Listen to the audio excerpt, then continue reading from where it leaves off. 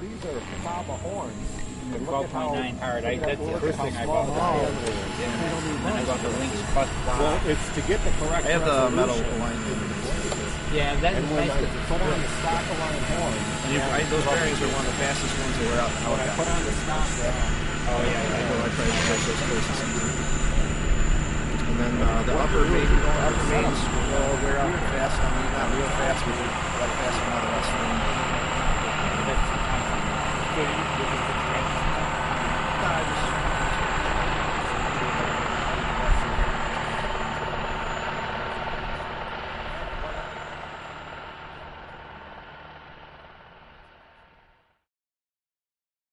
I have a background in engineering, and I like to extend that into my hobbies, which started out with radio-controlled aircraft and with the airplanes first off, and now it is extended into the helicopters. I started flying airplanes in the mid-90s and did that actively for about 10 years. And then I took a little bit of a break, didn't fly quite as much. And when I went back to the flying field 3 or 4 years ago, there was a friend that was flying a helicopter, and it perked my interest, and I started asking more and more questions. And lo and behold, about a year later, I bought a small electric helicopter, and that was the start to the end.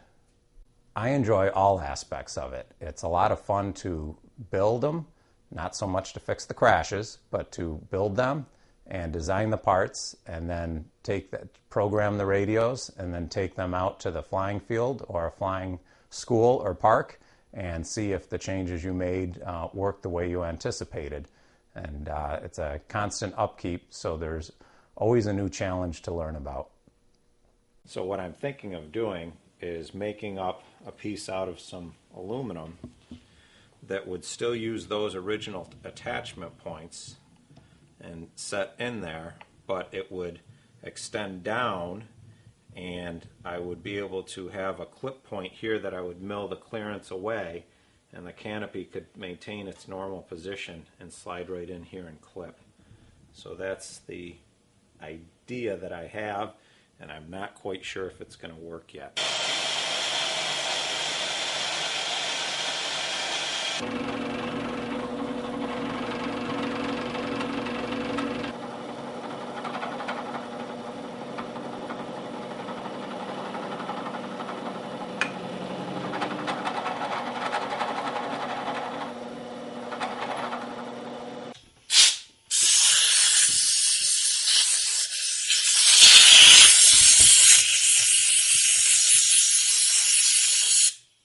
So overall, I've got to say that I think it's been a success. We've got a nice selection of people in our club.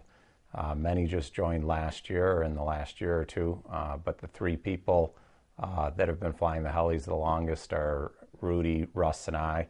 And we kind of consider ourselves the 3 musketeers. Sometimes we'll go out to breakfast together. Help each other out, trade spare parts, help each other set up helis, both at the field but also in our garages or basements, just trying to help each other out the best that we can. Russ is also a machinist, so it's a lot of fun working with him. We can bounce ideas off of each other and come for better ways to make parts, or if something's failed, a better way to design it. And Rudy was first in the club, so he is the oldest heli guy flying in the club, so he's got a lot of experience on setting up the flybarred helis.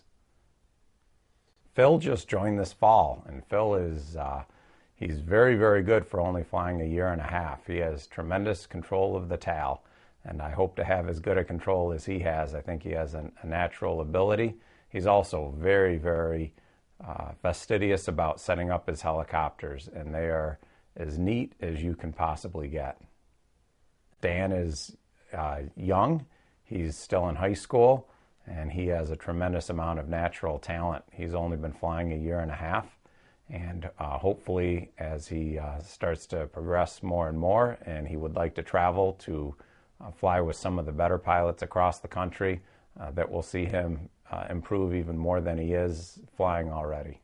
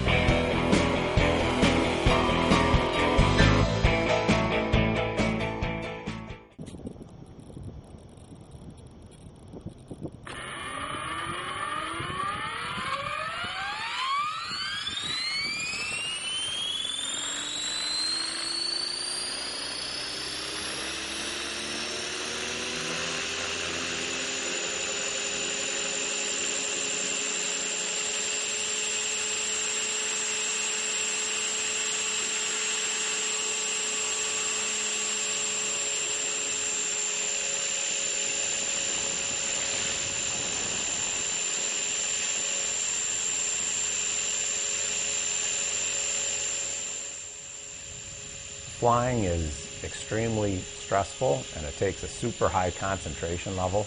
So for the 5, 6, 7 minutes that you're flying, 99% of your attention is on your flying.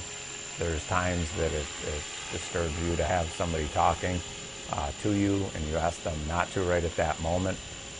So your concentration level is extremely high. Having said that, then that kind of brings you to a different level when you can land and you stop shaking. In the beginning, you shake a tremendous amount just from the excitement and from the fear of crashing. And over time, that slightly goes away, but it never totally disappears. I think that camaraderie is probably a big part of it. It's a lot of fun to go to the flying field, and we all have our good days and we all have our bad days, both with our flying ability and mechanical problems. I think that it's a lot of fun. I just received a phone call a week ago, and I helped an airplane pilot out over the summer that was having problems with how an engine was running. And I helped him tune the engine and showed him a different glow plug to use. And he called me out of the blue the other night to say that he had an engine that wasn't running right, and he remembered what we had done over the summer and how we had adjusted it and changed the glow plug. He did the exact same thing, and he was so happy with the results. He called me up over the dead of winter just to share that with me, and I think that's a lot of it. It's not just going to fly the helicopters. It's like any other club or community. It's the mutual understanding and helping each other out that's just as important as any other aspect. I had some time to reflect, had to clean some helicopters, but had a chance just to kind of think back and think of why I'm doing it. And sometimes I think we all get involved in something and we don't really reflect on why we're doing it or what's really important about it. And I think just having a chance to sit back and reflect on everything that I've learned and the people that I've met has been positive for me. And having the ability to document it and other people see what's involved and what can be accomplished out at the flying field has been a lot of fun.